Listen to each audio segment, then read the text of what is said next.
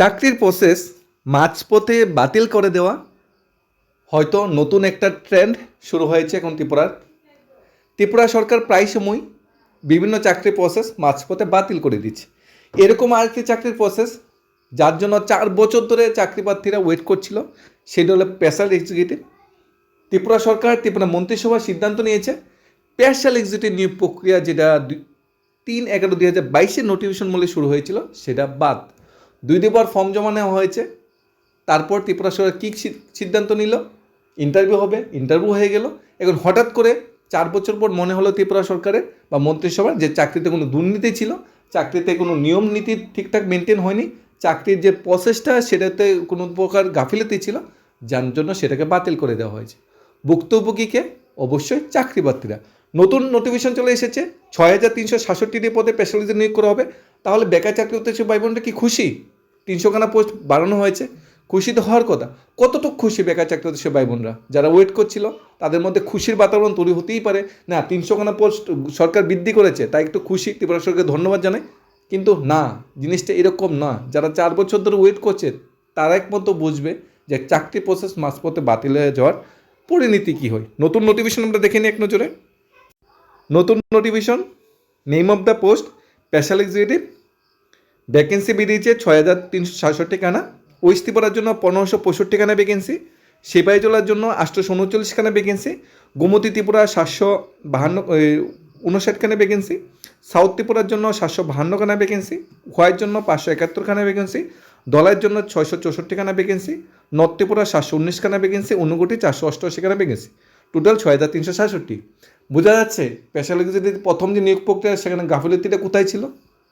সেখানে উল্লেখ করা ছিল না কোন ডিস্ট্রিক্টে কয়টা ভ্যাকেন্সি, যার জন্য এক ডিস্ট্রিক্ট থেকেই শত শত হাজার হাজার নাম চলে আসছে, আরেক ডিস্ট্রিক্ট থেকেও হাজার হাজার নাম চলে আসছে, কিন্তু কতজনকে চাকরি দেবে সেটা কিন্তু লিমিটেড ছিল না। সেটা সবচেয়ে বড় একটা ভুল ছিল প্রথমবার যে নোটিফিকেশন বেরিয়েছিল। মান্থলি অনারিয়াম 13,000 টাকা দেওয়া হবে। ন্যূনতম যে বয়স বলা হয়েছে 21 থেকে 50 বছরের মধ্যে বয়স হতে হবে। SC/STদের জন্য 5 বছরের রিল্যাক্সেশন দেওয়া হবে 1 জানুয়ারি ডেট অনুসারে। মিনিমাম এডুকেশন কোয়ালিফিকেশন মাধ্যমিক পাস হতে হবে, ফিজিক্যালি গুড ফিট হতে হবে। 3 বছরের জন্য নিয়োগ করা হবে আগের মতোই, আগেও 3 বছরের জন্য নিয়োগ করা প্রমিস এসেছিল, আগেও মাধ্যমিক পাস ছিল। Gender no gender limit, selection process যেটা বলা হয়েছে ঠিক আগের মতো, কোনো চেঞ্জেস নেই, ঠিক আগের মতো। তাহলে কেন বাদ দেওয়া হয়েছে?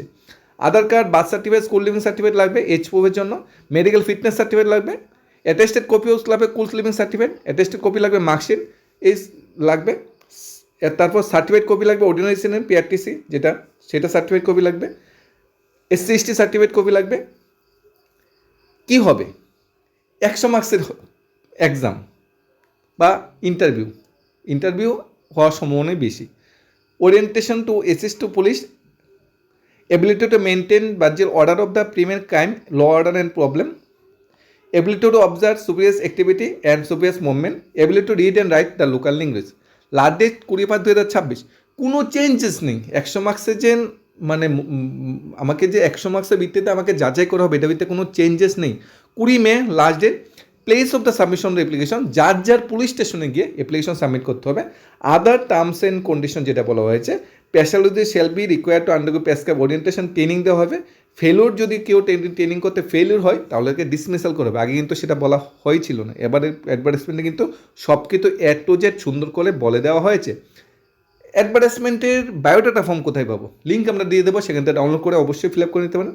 ফটো লাগাতে হবে, ID নাম্বার পুলিশে ফিল করবে, ত্রিপুরা পুলিশ যেখানে ফর্ম ফিল আপ করে যে পুলিশ স্টেশন জমা দেবে। Name of the field capital letter, gender, date of birth, father name, mother name, mobile number, present address, permanent address, category, religion, marital status, identify mark যদি থাকে, voter card number, Aadhaar card number, education qualification, extra curricular activity and other skill such NCC, NSS, civil defence, sports এগুলো যদি থাকে, informal criminal কেসের যদি থাকে yes or no, I possess the all essential qualification, তারপর signature.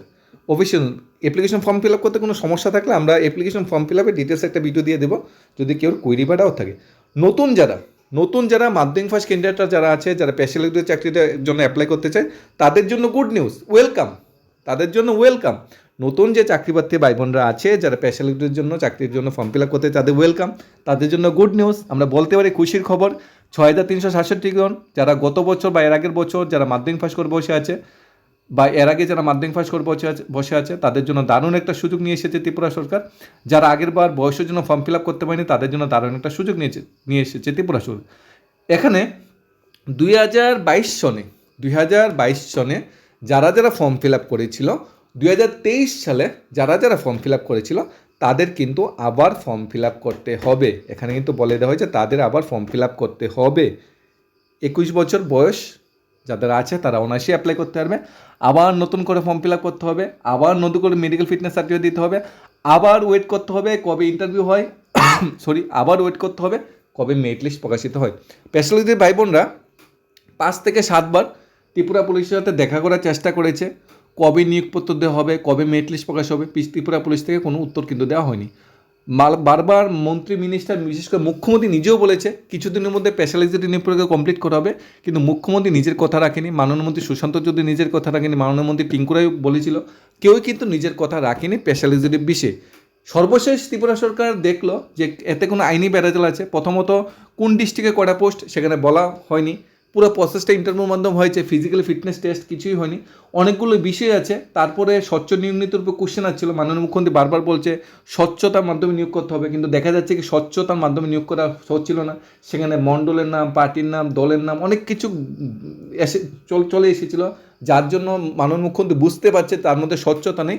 এই অনেকগুলো reason একসাথে হয়ে শেষ পর্যন্ত আইনি দপ্তরের পরামর্শ নিয়ে, আইনের পরামর্শ নিয়ে ত্রিপুরা সরকারের মন্ত্রিসভা কি সিদ্ধান্ত নিল যে না, এই প্রসেসটা তো এইভাবে চালানো যাবে না, এই প্রসেসটা ক্যান্সেল করে দিতে হবে।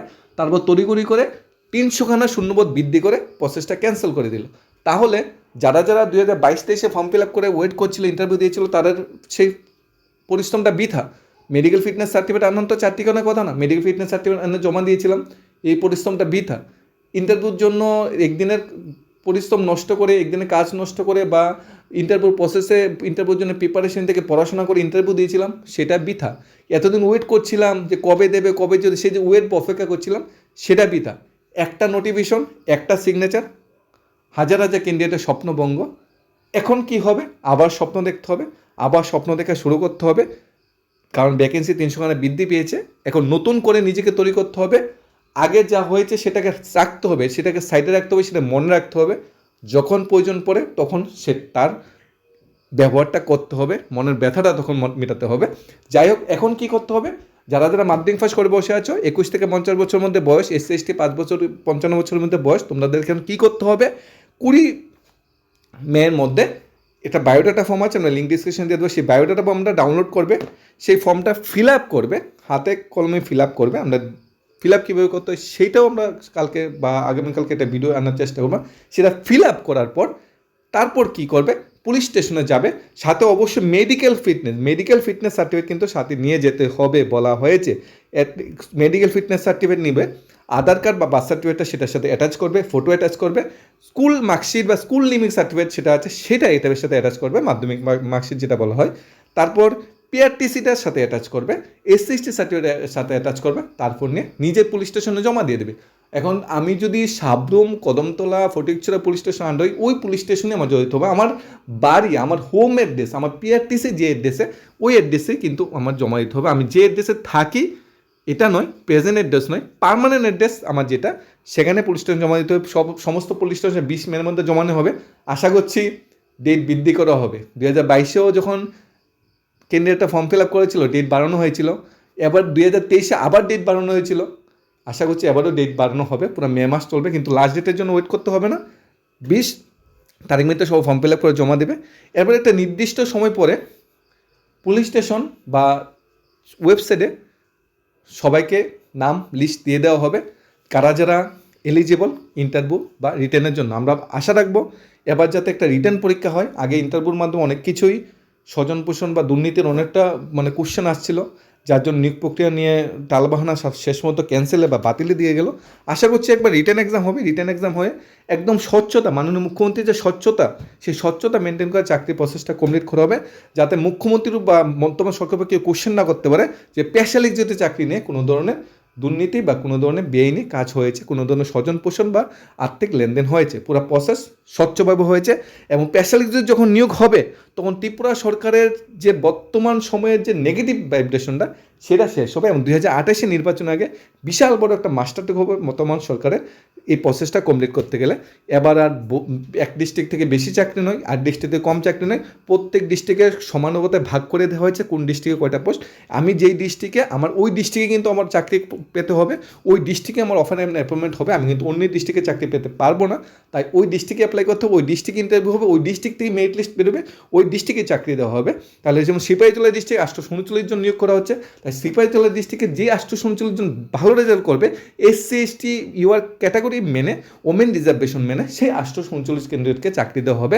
যদি সাউথ ত্রিপুরা ডিস্ট্রিক্টে 752 পোস্ট, প্রথমে 752 যারা ভালো রেজাল্ট করবে, রিটেন হোক, বাইবা হোক, ফিজিক্যাল হোক, তাদের চাকরি অফার বিল বন্টন করা হবে, অর্থাৎ স্বচ্ছতা মেনে অফার বিল বন্টন করা হবে। আজকে দিনে দুঃখের খবর 90%, খুশির খবর হয়তো 10%। 90% কেন নিয়োগ প্রক্রিয়াটা বাতিল হল, 10% কেন যারা নতুন আছে তারা অ্যাপ্লাই করতে পারবে। আশা করছি এবারে নিয়োগ প্রক্রিয়া বাতিল হবে না, স্বচ্ছতা মেনে করে পুরো নিয়োগ প্রক্রিয়াটা কমপ্লিট হবে এবং এক ত্রিপুরা শ্রেষ্ঠ ত্রিপুরা যে বর্তমানে স্লোগানটা সেটা সাকসেসফুল করবে।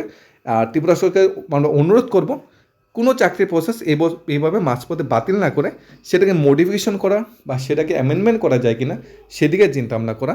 যদি এই চাকরি প্রসেসটা বাতিল না করে সেটাকে অ্যামেন্ডমেন্ট করা হতো বা কোনো মডিফিকেশন করা হতো, তাহলে সবচেয়ে বেশি ক্ষতি হতো, সবচেয়ে বেশি খুশি হতো এবং লাভ হতো ত্রিপুরা চাকরি প্রত্যাশী ভাই বোনদের যারা এতদিন ধরে ওয়েট করছিল। ধন্যবাদ।